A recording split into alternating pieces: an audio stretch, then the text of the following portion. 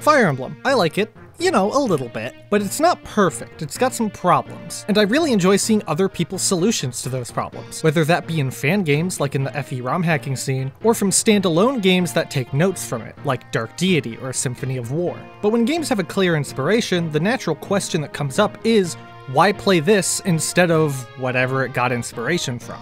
We can see this in basically every genre ever. Why play a random Souls-like over Dark Souls or Elden Ring? Why play X 3D platformer over Mario Galaxy? Why play the trillionth indie Metroidvania over Metroid or Castlevania? You get the gist. Most games worth playing, in my experience, have some kind of answer to this question. Case in point, Years of Division. When the developer of Years of Division gave me an early key to the extended demo, this was the first question on my mind. It's pretty obviously very similar to Fire Emblem, and I'll be comparing it to FE a lot for that reason, but I was immediately more curious about what sets it apart rather than the similarities, you know? And I found a lot of answers pretty damn quickly. It felt like that there was an animation of like a guy looking at his computer and being blown away. This stock image here is the closest thing I could find, but like I hope you know what I'm talking about. I'm going to talk about the different mechanics that I found interesting and notable, which turned out to be a lot of them, most of them. And then a little bit near the end, I want to talk about my experience with the extended demo. And to be clear, this video is not sponsored. I was just given an early look at the demo, and I decided it was worth making a video about on my own. To start with, probably the hardest to explain mechanic, but definitely the most important, let's talk about speed.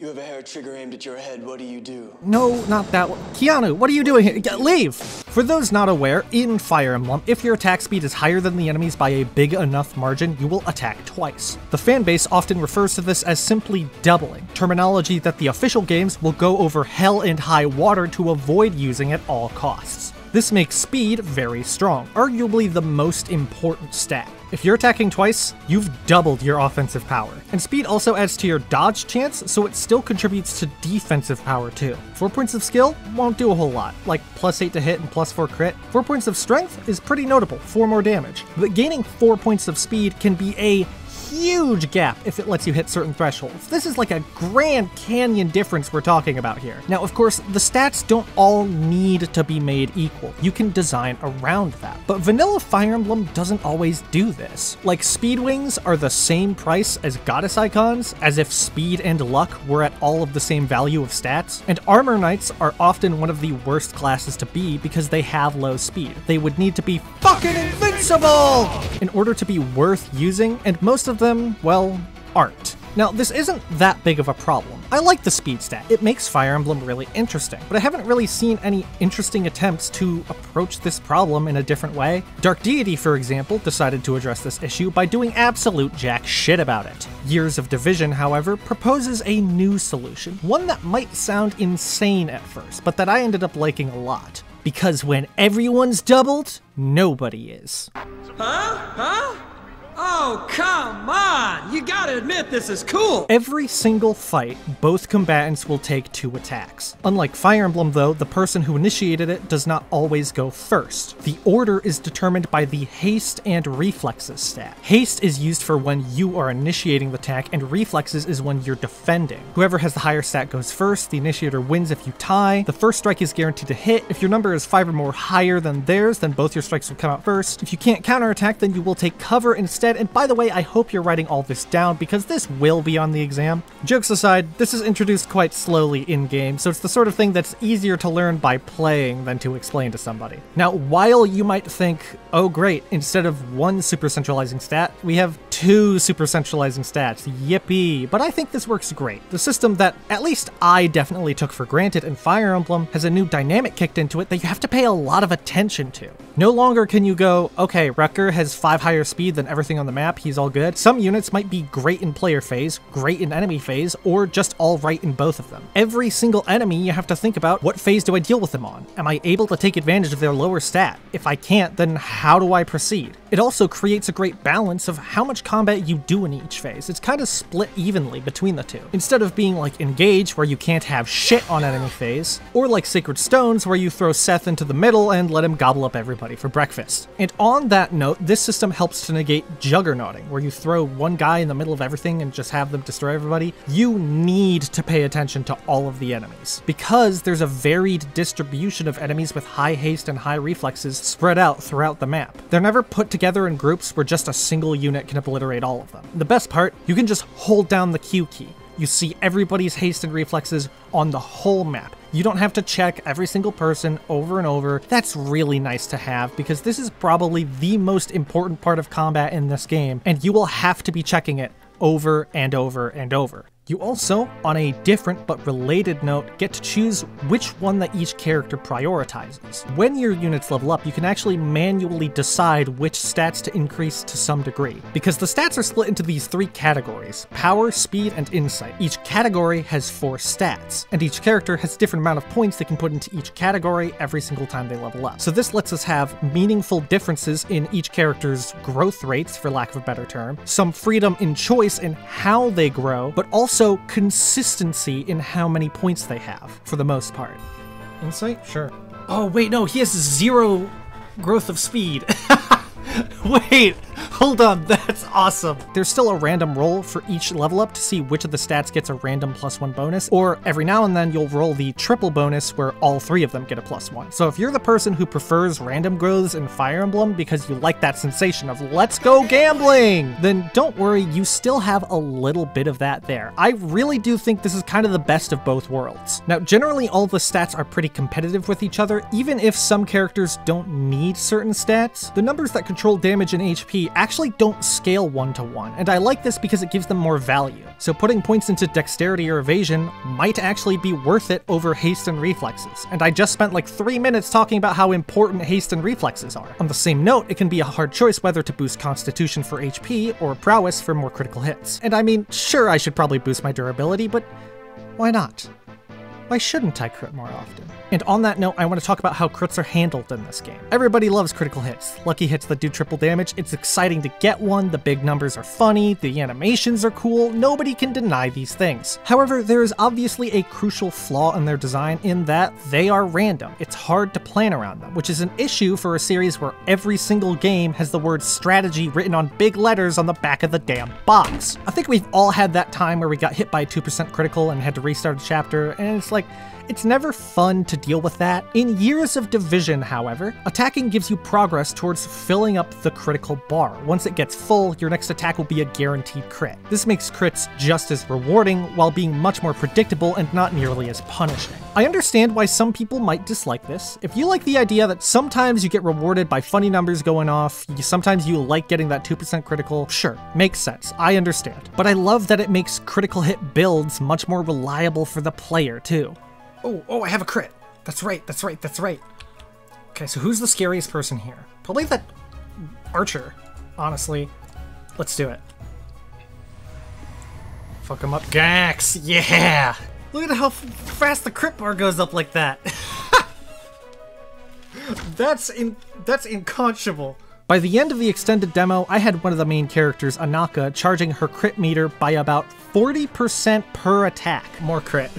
we gotta get more crit. We have to go even further beyond. And yes, crits still do triple damage. Man, they're really fun to use. Now, to move on without an interesting segue, there's also a very cool magic system. There's Divine, Druidic, and Eldritch magic. Thematically, it's very similar to Light, Anima, and Dark magic in Fire Emblem, but unlike Fire Emblem, there are big differences between them here. Divine magic consists of healing spells, buff effects, and some damage spells that don't require them to even enter a traditional combat. But if they do get in a direct fight, you're pretty much screwed. You really need to keep them out of the way.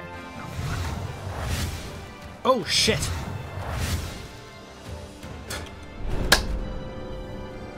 Let's try again. Druidic magic doesn't really do a whole lot of damage. They're focused more on control stuff. Changing terrain, giving allies partial turns, immobilizing enemies, you know, things of that nature. I haven't touched grass in weeks. Eldritch magic is lots of raw damage and a high crit charge rate. There are some debuff abilities in there too, but it's mostly just a lot of damage. However, most of their abilities, especially the attack-based ones, are very short range, so you have to be very careful to protect them with your tankier units. In the demo, you get one of each of these, and all of them play so differently from each other. They're useful for completely different things, in a way that not just Fire Emblem, but honestly most strategy RPGs I've seen fail to capture, and I think that achievement is really something special. Another thing I want to bring up, the difficulty settings. They're actually quite modular.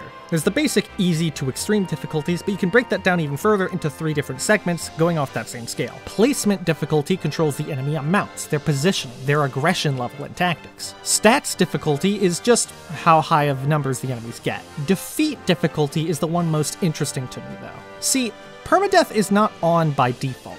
This is because the maps are designed with the idea that the developer knows exactly what tools you have at your disposal, kind of like triangle strategy, and also so then the whole crew can contribute to the plot or various conversations, like in Dark Deity, but only with a smaller cast. So you don't have an instance of like after 10 chapters of not seeing him, suddenly Benji is piping back up. Permadeath is a pretty extreme punishment, especially in a game like Years of Division where, like I said, the cast is very small. But removing it introduces a different problem. How do we still have consequences for units going down in battle if we don't have it? Dark Deity's answer was to give characters who go down permanent stat decreases as a penalty, and I'm gonna be honest, this is one of my least favorite things about that game. It's just kind of the worst of both worlds. The penalties are big enough to where you might just bench the unit anyways because of it, but it also doesn't have the same weight or potential for storytelling as permadeath does. So Years of Division tries something else, which is that you can only have so many units go down before you get a game over depending on the defeat difficulty. On easy, you get a game over on the 5th downed unit, then on normal it's the 4th, then on hard it's the 3rd, scaling all the way up to extreme where you can't let anybody go down. This means you can choose a very hardcore setting and leave yourself no wiggle room if that's how you like to play, presumably because you're a crazy person. And even on the easier settings, you only have a limited amount that you can rely on throwing your units into dangerous situations and basically sacrificing them. You can also choose to turn on attrition mode, which is basically permadeath, but the settings make it very clear that this is not the intended way to play the game, and that you can find yourself without the options that the game design expects you to have, so do not engage with it lightly. Damn, okay, those explanations went really long. We're gonna have a lightning round for these last few. Different types of terrain give bonuses for and against specific attack types. So mountains help specifically against ranged attacks, while forts defend from melee, that sort of thing. So you have to choose what terrain you're going to use a bit more carefully, instead of just looking at special terrain and being like, oh look, it's a box to hide in. You receive a bonus to haste for flanking an enemy, and I think foes also get this bonus too. To take advantage of this more often, you can have people use the standby command to pause their turn in the middle of it, and then you can pick it back up again later. I like this added flexibility a lot, but it's kinda hard to get used to. I very rarely remember to take advantage of it, but that's probably a me problem, most likely. I'm willing to accept that's a me problem. Related to the standby command, the turn system isn't exactly the same as Fire Emblem. There's sort of like an action point system for each character, and before any of you have a traumatic flashback to Fallout, a post-nuclear role-playing game, don't worry. All attack actions end your turn, so it doesn't end up playing that differently from Fire Emblem, at least not at first. The biggest change in practice is that you can choose between attacking or moving a few more tiles further, and I like that a lot. Later on, you get some spells and stuff that don't end your turn after using them, and this effectively lets you exchange movement for doing some extra shenanigans. And I don't know about you, but I love me some shenanigans. There's also no weapon durability, and honestly, I prefer this. I like having each weapon be useful for different situations. They're more like tools than limited resources, like in FE Engage. There aren't really alternate weapon types, like FE has steel weapons, killer weapons, effective weapons, yada yada yada, but you get these runes you can apply to people's weapons that you can take on and off freely during preps, so there's still a degree of customization there. By the time the demo ends, this mechanic hasn't gotten super interesting yet because there aren't many runes to work with at the start, but I have faith that as you go through the game, a lot of them will pop up, and that we'll eventually have to make some pretty tough choices with it. I do wish though that I could have multiple weapons in my inventory with different runes, so I could have like a magic sword, and then I have my high crit sword, and that sort of thing. All characters have a mana pool, and spellcasters use that as fuel for their most powerful spells. and it's an effective way of making you cautious about spamming the strongest options, and sometimes I'd forget about it and sling spells left and right, and then I would run out near the end of the map and I'd do the surprise Pikachu face, like, how could this happen? But all units, even if they don't have spells, can use their mana as a source of self-healing. There aren't any healing potions or vulneraries, but every unit has their own limited self-healing reserve for every chapter, which removes a bit of the obnoxious part of inventory management, making sure everyone has a healing item. You just don't have to deal with that anymore. I like that. There is a bond system very similar to the supports that Fire Emblem has, pretty standard, but an important note is that it actually tells you what each individual character gives to each other. And it's also simple. It's not like GBA Fire Emblem, where it's like, oh, Thunder Affinity gives half a defense, 2.5 avoid crit and dodge, Anima Affinity gives half an attack and defense. It's just like, why can't you be normal? I'll talk more about the writing of the conversations in just a moment, but short version, I like it. Finally, there is a branching class promotion system, but I didn't quite reach it in the demo. My units got up to like level 8-ish, and you don't make that choice until level 10, but I am quite excited by the prospects. I've been hoping that they include some weird, unconventional choices, and it looks like there will be, since this screenshot shows we can make the Fencer main character into a sort of dark spellblade, which seems super cool. I want to see more of this, like give the archer nature magic or something. Hell, give him a gun. Why not? I think he's earned it. Now, I know I just spent over 10 minutes talking about the gameplay mechanics of Years of Division, and absolutely nothing else about it, and that's because this game is very, well, gameplay focused. The story has some mystery and intrigue, there's some world building set up, it's pretty good, and it's clear that they've worked very hard on it. But if you're expecting intricate stylistic cutscenes, sweeping camera angles, multiple routes, well, I'm just gonna be blunt, don't expect that. I don't want to say lower your expectations, but definitely temper them a bit. I think this is a project where if they tried to be very grand with the story, it would cause a lot of problems. Keeping on the Fire Emblem comparisons, Radiant Dawn and Three Houses are good examples of that. While their ambition is in many ways what people love about the games, it is also the source of most of the complaints. That said, there are a few points where I'll agree the presentation feels kind of bare bones here. There aren't many music tracks, the music will often stay the same after the battle ends and you go into the next story event. There's no world map, and there's no voice acting, but to be fair, from what I can gather, these things are kind of beyond the scope of the project at the moment. The game itself is pretty much all a one-man dev team, with a lot of the other stuff like art and audio things hired out to contractors, and honestly, Years of Division getting this far while under those circumstances is really impressive to me. All this is not to say that the visuals, music, and writing are bad, because they aren't. They really aren't bad. I can't stress that enough. The animations are fluid, the portraits are pretty, they remind me of like watercolor paintings. The music is kind of generic, but it sets the mood well, and the characters are all solid and pretty distinct. It's all very functional. It works well. They just probably aren't what you're here for, if I'm gonna be honest. I think once the game comes out and they have, money to work with, it would be really cool to see the presentation get updated to smooth out some of the edges. Add a few more music tracks, get a little bit of voice acting in there, not full voice acting, but like little reactionary quips sort of thing, or maybe just the important scenes. All that being said, I do want to highlight the bond conversations because I like how they showcase the similarities and differences between characters. Like with Anaka and Arset, the two main protagonists. Anaka is disciplined, uptight, kind of a perfectionist, while Arset is a bit more carefree. He knows when to take things seriously, but he's more laid back overall. He can have a little bit of fun, as a treat. Or Callan and Tova. Callan is Anaka's personal bodyguard, combat trainer, and probably who she got her perfectionism from, but he is even more so a perfectionist. He truly cannot have a single detail out of place. He needs all the formalities to be in check, while Tova, Arset's bodyguard, doesn't care about all the same formalities. If the job is done, and it's done well and correctly, that's good enough for her. I don't have a super good read on the other characters yet, but my favorite is probably Gax, and also Viv from the little I've gotten to see of her. The cast needs people who act weird, or sometimes even rude, to shake up the dynamic, like Sheenan from the Tellius games. And these two have been pretty solid dynamic shakers. Yeah, by the way, when I said earlier to give the archer a gun, that wasn't a joke. Guns do exist in this setting. I'm really interested in learning more about this, like how they came about and how they interact with the fact that bows and magic also exist, that sort of thing. Okay, so that is a lot of different things I've talked about individually. However, mechanics don't exist in a vacuum. So how do all these things combine to make a fun game? Well, I don't have a one-sentence answer for that, but I want to talk about my favorite chapter in the extended demo. The last one, Chapter 7.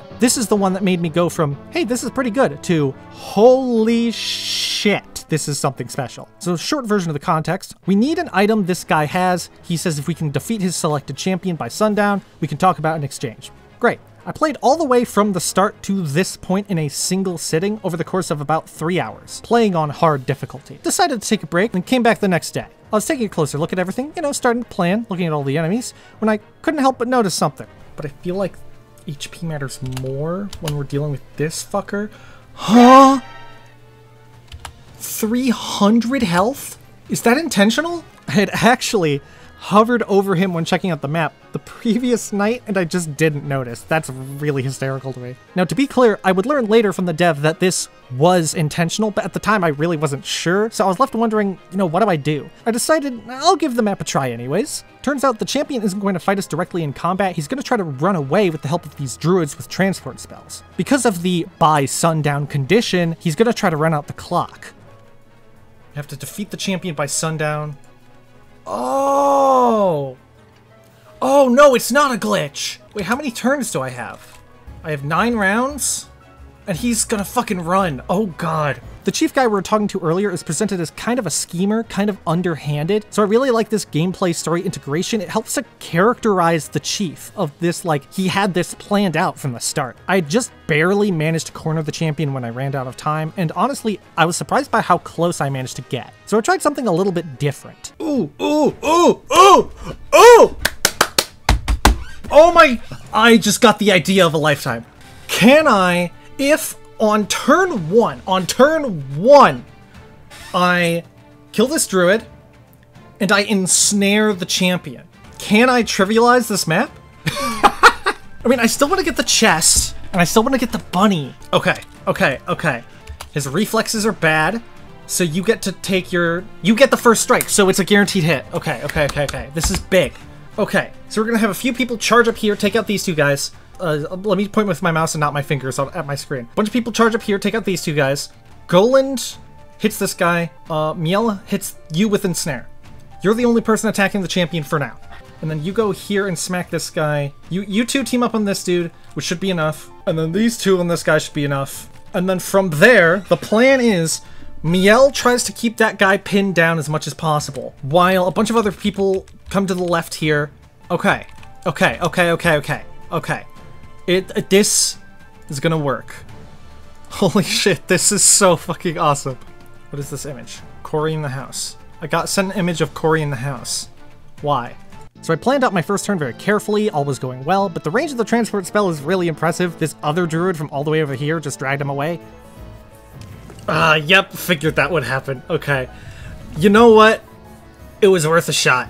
Alright, fair enough. Should've checked the range on the spell. That's on me. So this time I sent Gax up to the top right on their own since they could take out those druids safely. And those druids specifically are what screwed me over last time. Triple bonus? Yeah! Gax!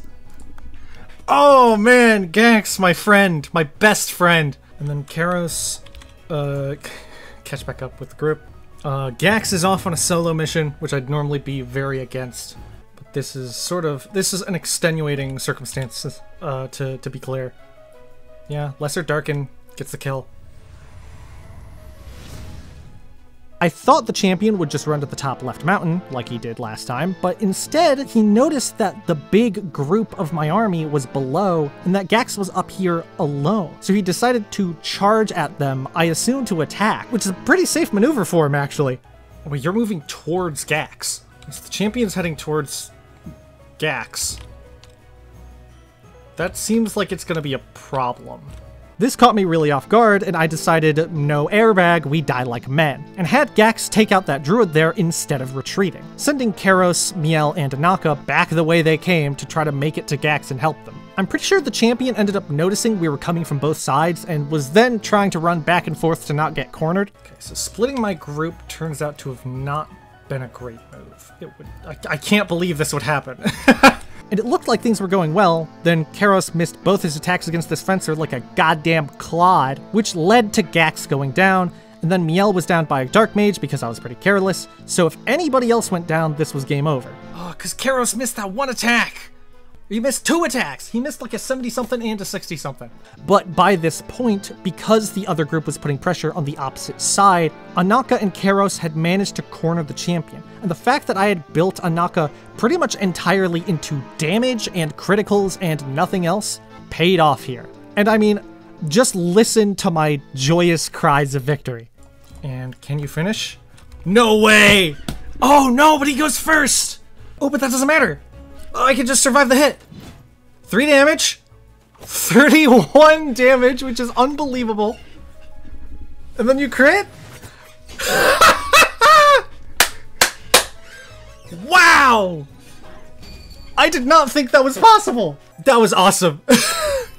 So my conclusion here is probably pretty obvious. I like Years of Division a lot. I actually surprised myself with just how many good things I have to say about it. The Haste and Reflexes system helps make enemy formations very interesting to engage with, and getting so much control over how your characters grow, it lets you kind of make builds for them in a sense. On top of that, you get interesting tools to work with, like plannable crits and the new magic system, in addition to flanking, supports, terrain, and mana all being more interesting factors. Plus, not having to manage inventory or weapon durability lets you just focus on what you need to do for this specific battle instead of conserving resources for the future, all while the flexible difficulty options let you tailor the experience to how you want it, whether you're a longtime strategy game player or new to the genre, all with writing and presentation that, while perhaps not the most mind-blowing, are solid and supports the gameplay well enough to tie it into a neat little bow. As of recording this, there is not a release date confirmed, but I'd recommend you all check out the store page on Steam, wishlist it while you're there, and I believe there's a shorter demo out right now that you can try too, I'm pretty sure, so